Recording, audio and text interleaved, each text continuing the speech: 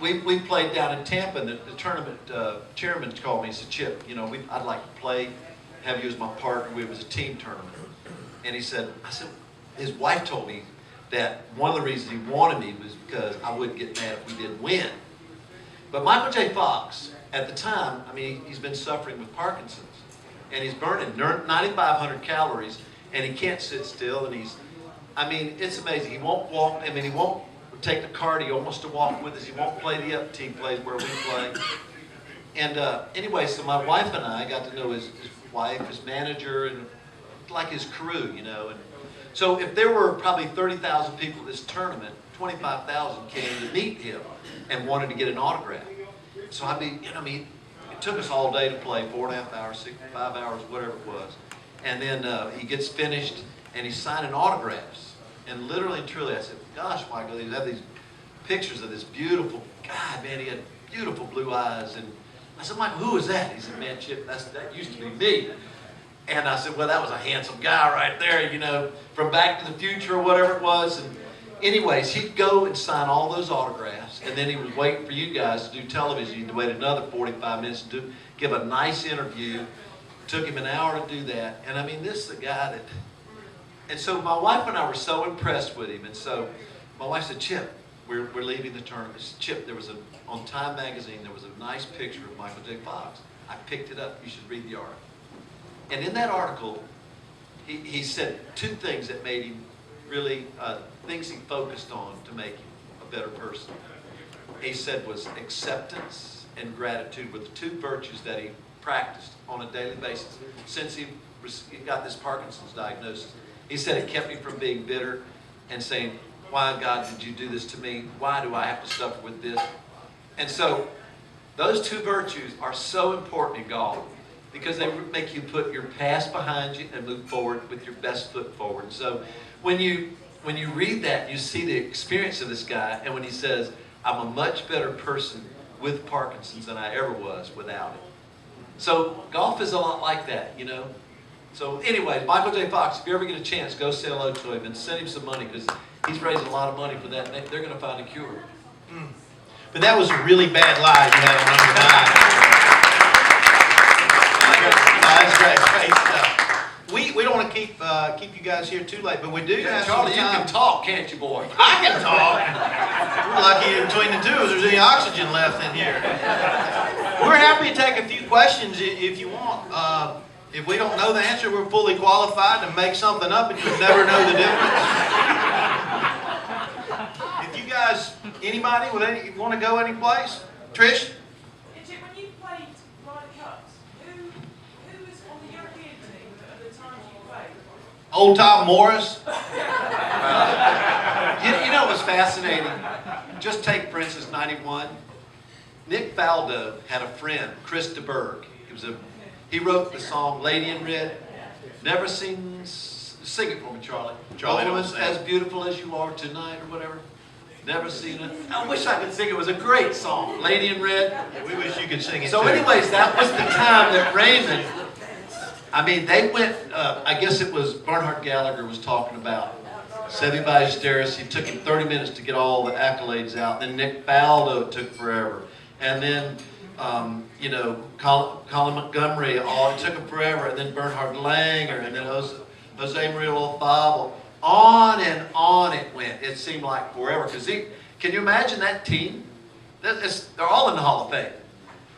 And Raymond gets up and says, ladies and gentlemen, I'd like to treat you, I'd like to introduce the 12 best players in the world from the 67 Ryder Cup when Hogan used it.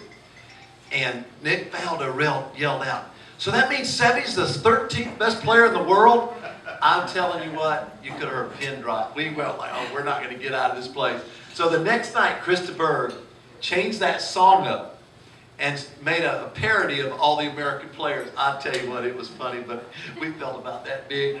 And it was pretty challenging to get ahead of that team. But they had great players for sure. How about on your team?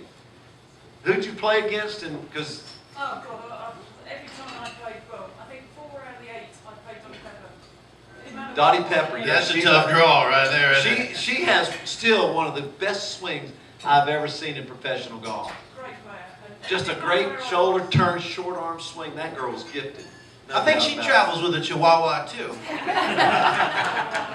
But Beth Daniels was on that team, I'm sure. Oh, they just. Beth Daniels, yeah, they were. Bradley, Nancy Lopez. Yeah, Pat Bradley, Hall of Famer. That's pretty amazing. Patty Sheehan, I mean, Yeah, Patty Sheehan. Quite Oh yeah. a few. So do they give you what's one of the replicas that they give you, or some of like memento that they give the girls when they play? We're not the same as you. We're very lucky. The very first time we ever played, all the players and the captain, the vice captains got a little replica of the original Solheim Cup, which is still my greatest bar any tournament we're in, and it's just gorgeous. Now you just get a replica, you get a cup glass, and it's not Solheim Cup. It's just something similar or whatever, but it's nothing like it. So, Do you remember Carson Solheim? The Solheim Cup was named after him. He was a great person in the history of the game. Well, he was a massive supporter of women's golf as well, so for us he was a mega player really, on the PGA Tour, making it what it is today, I think. One of the most honorable men, one of the most decent humans that has ever lived. That a tribute to Carson Solheim. God bless his soul. Great. Absolutely. You guys want to go any direction? Carol, do you have any questions for Charlie? I mean, there's lots of things I'd like to know about him. Where were you last Friday night? Oh, where were you last Friday night? That's a good one. I went to bed at You 8 did o'clock. all. Questions, where were you? Yes, sir. All right, so I have the picture of the balls from the Ryder Cup match with you and Sevi and Azinger. So did you play the 90 or the 100 compression? Let's bring them up. Let's see them. Yeah, I got the 4 balls from the tournament. You remember the story, beginning of the story about 2 hours ago? You was talking about Sevi putting the ball out around. This is an actual picture from Zinger tweeted it or texted you, right? Singer's a trip. You remember what ball you played? Was it the gutta percha? Well, no, it's really funny though.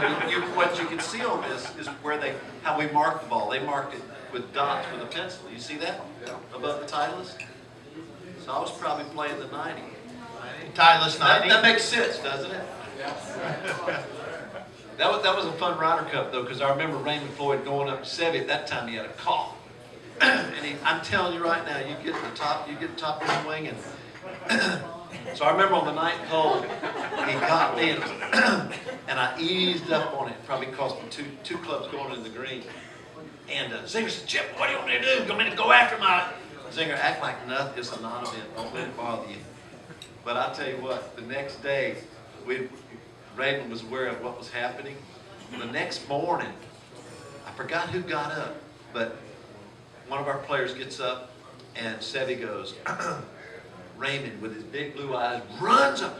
Sevi, we're not going to play like this today, or you're going to have to fight me today. Sevi didn't do it the rest of the day. Zinger loved that one, man. You had any more motivation towards beating Sevi than Azinger did? Because from my understanding, Sevi was the person that Azinger just wanted to beat no matter what it was, no matter what tournament, and I know it kind of stemmed from the whole golf ball situation. Yeah.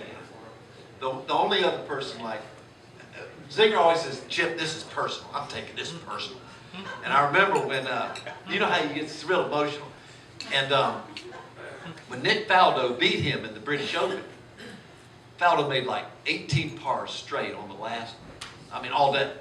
And Zinger felt like he gave him the tournament, he bogeyed the left 3 foot of the last green or something like that.